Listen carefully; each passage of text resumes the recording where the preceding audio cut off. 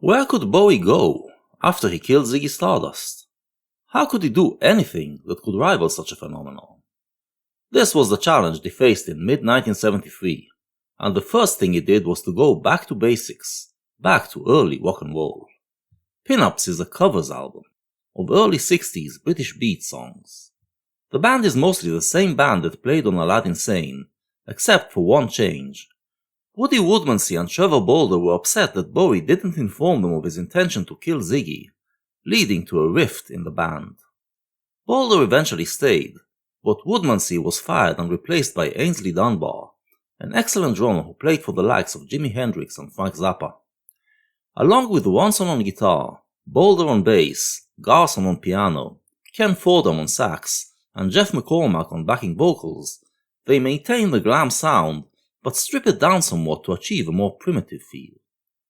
This was the basis on which Bowie would attempt to rebuild himself. Pin-Ups was released on October 19, 1973, the same month as band Fairy's These Foolish Things saw light. Without coordinating with each other, a fact that led to some last-minute behind-the-scenes haggling between the record companies, the two high priests of glam decided, at the same time, to make albums dedicated solely to covers of other artists' songs. The similarities and differences in their approach can teach us a lot about glam. To begin with, the very idea of a covers album was anathema to the rock world of the early 70s. Hippie rock rebelled against the music industry of Tin Pan Alley, in which the record's lyricist, composer and singer were usually three different people, and determined that music is an expression of one's soul, and that the writer is always the best interpreter of their own compositions. The rock world was dominated by singer-songwriters who would sing the songs they wrote, and by bands that functioned as autonomous units, responsible for all stages of musical creation. Glam, as represented on its artistic side by Bowie and Roxy Music, mocked hippie pretensions, and made a point of exposing their fallacies. But Bowie and Roxy were still mostly composing their own stuff. Now, Bowie and Fairy, Roxy Music's frontman, set to show that there is also merit in making a covers album. In Fairy's case, it was basically a return to the classic formula of pop, in which singers like Frank Sinatra would choose songs from the pop canon, also known as the Great American Songbook, and perform them in their own unique way. Fairy updates this concept to the rock and roll period, and chooses songs written by the finest of its writers, Bob Dylan, Lennon-McCartney, Smokey Robinson, Brian Wilson, et al., to show that it continues the glorious history of 20th century pop, and that these writers stand alongside writers of standards like These Foolish Things.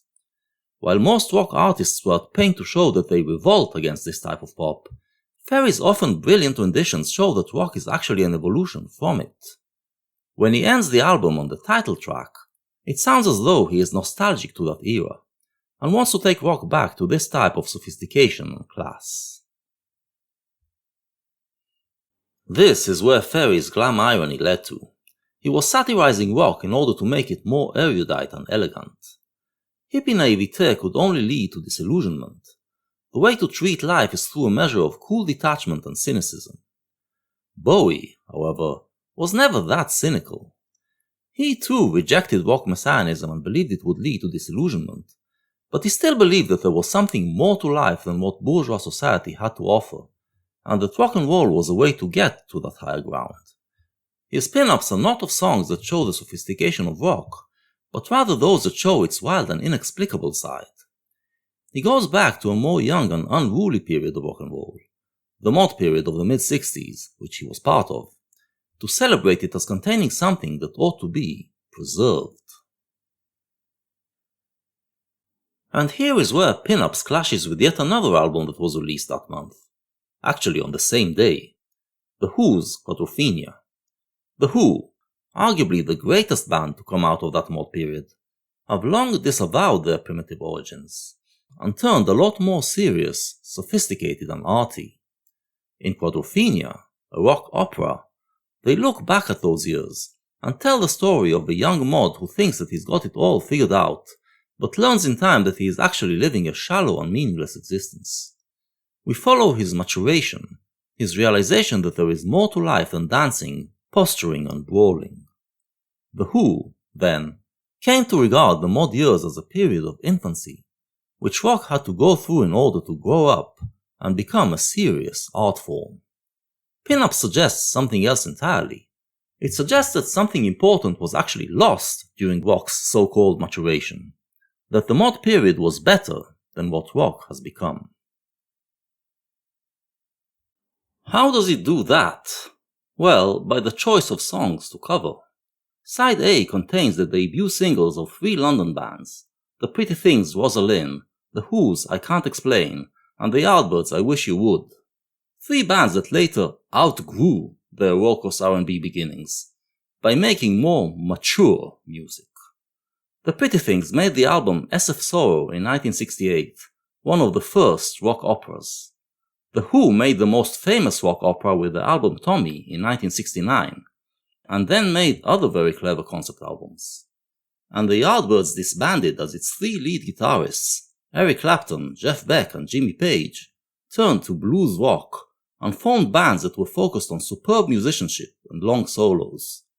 If Bowie shared their belief that these changes presented positive growth, he would have covered songs from the later period. But instead, Side B features other tracks of these 3 bands, Don't Bring Me Down, Anyway, Anyhow, Anywhere, and Shapes of Things, that are even more raucous and unmusical. Bowie seems to imply that the peak of these bands' work was when they transformed R&B into the experimental sound explosions that typified the mid-60s, not what came later.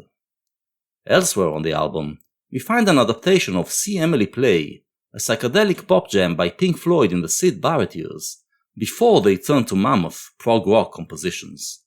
A cover of Here Comes the Night by Them, Van Morrison's band, before he became a poetic singer-songwriter of long mystical verses, and a rendition of Where Have All the Good Times Gone by the Kings, a pop ditty that already shows their satirical edge, but before they spread it over entire concept albums. Plus, 3 nuggets from lesser-known bands. A reworking of Everything's Alright, a wild rocker by the Mercy Beat band The Mojos. Another shout-out to Mercy Beat with a cover of the more soulful Sorrow by the Merseys, and the garage rock favorite Friday on My Mind by the Easy Beats. It all says, stop sitting around listening to boring concept albums and long-winded tracks, put on your snazzy suits and dancing shoes, and go out on the town to have fun again. The themes of the songs also seem to tell a story. While the revolutionary hippies sang like they knew what the future should look like, Bowie chooses songs that express confusion and uncertainty, like I Can't Explain, Shapes of Things, and See Emily Play. While heavy metal bands sang about sexual excess, he picked songs of sexual dissatisfaction, like Rosalind, Here Comes the Night, and Sorrow, or innocent ecstasy, like Everything's Alright. And rather than singing of a future when humankind will be free, he elects songs that describe freedom as ecstatic outbreaks within the present cycle of daily toil, like Friday on My Mind, Anyway, Anyhow, Anywhere, and Don't Bring Me Down. What it all suggests is that he does not believe that true happiness comes with the resolution of all conflicts and the attainment of complete satisfaction, but prefers a state of struggle and discontent. Also, that he does not believe things get better when they ripe and mature, but prefers the initial state when everything is new and exciting. The rock world of the early 70s had become too satisfied, self-assured and smug for his taste, and the closing track, Where Have All the Good Times Gone, to which he adds an exclamation mark on the cover, shows him lamenting the better times of the mid-60s. While the closing track on Brian Ferry's album expresses mainly nostalgia, this closing track is a call to bring that spirit back. These were my thoughts of the album before I analyzed the tracks. While I was analyzing, however, another interpretation emerged. I started to see it as telling a story. Rosalind is about a relationship breaking up. Here Comes the Night describes the dark feelings that come after. I Wish You Would is dwelling on the past, on the relationship that was lost, instead of focusing on the present. See Emily Play is floating in a state of meaninglessness, not knowing where to go next. Everything's Alright shows the hero spirit feeling revived, ready to take on the world again, and I Can't Explain shows him finding new love, although he seems confused about it. This sense of confusion closes side A of the album. Side B begins with Friday on My Mind, which shows that he has a new girl, but also that he is now part of a larger culture. The new, confusing love that he found, then, seems to be about a new identity. Sorrow shows him missing his old girlfriend, but also knowing that he has to give her up for the new thing. Don't Bring Me Down shows him adopting a new attitude towards love. He is not going to commit to any girl, but have a relationship only as long as their love lasts, and then move on. He wants to experience life, not settle down. Shapes of Things shows that he finally found focus in his life, but he feels like it's only temporary. Then comes Anyway, Anyhow, Anywhere, which celebrates his freedom, but ends with what feels like a breakdown, when the inner forces that brought him this freedom outgrow their boundaries and clash with each other. Finally, Where Have All the Good Times Gone is the aftermath, when this way of life no longer brings him joy, leaving him to lament the lost times and wonder what went wrong. In short, it is Bowie's regular story, the same story we find on the Ziggy album, and elsewhere. But here, it is told through cleverly stringing together covers of songs by other bands. We can see it on the cover as well. It was actually a magazine photo shoot that Bowie did, but it fit perfectly to his concept, so he borrowed it for the album. We see Bowie with Twiggy, the model who embodied mod fashion and the youth takeover in the mid-60s, and their makeup makes it seem like Bowie stole her face and wears it on his mannequin white body, as if he is for the 70s what she was for the 60s. Twiggy has a nostalgic look in her eyes, as if she is remembering those good times, but Bowie is looking into the future, with eyes full of horror and spite. The title of the album also invokes the 60s, as it is similar to the title of the famous photo book put out in 1965 by David Bailey, the photographer who was another one of the symbols of swinging London. And it suggests that these tracks are to be remembered, but also used as models to live by in this day and age. But there's a paradox lying at the heart of the album. Bowie wants to celebrate records that express new beginnings, seeds that have not grown into their final form yet, and are still free to choose their way. But the nature of such moments is that they can only be experienced once. His remakes of these songs, therefore, cannot possibly recreate the excitement and the fun of the originals. The best moments come when he is being soulful, like on Sorrow or Here Comes the Night, and we hear him starting to develop the singing style that will serve him later on, in his soul period.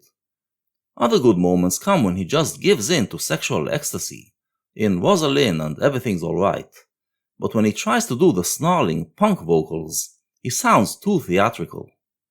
To truly go back to that period, Bowie would have to create his own piece about an explosion of youth rebellion, and place it in the reality of the 70s. This is what he turned to next. Ultimately, then, Pinups fails to reach the masterpiece status awarded to Bowie's other 70s albums. It also loses the contest with the other two albums I pitted it against. While These Foolish Things and Quadrophenia are today hailed as classics, Pinups is considered merely as a good album. But when it comes to capturing the spirit of the time, Bowie was once again more attuned.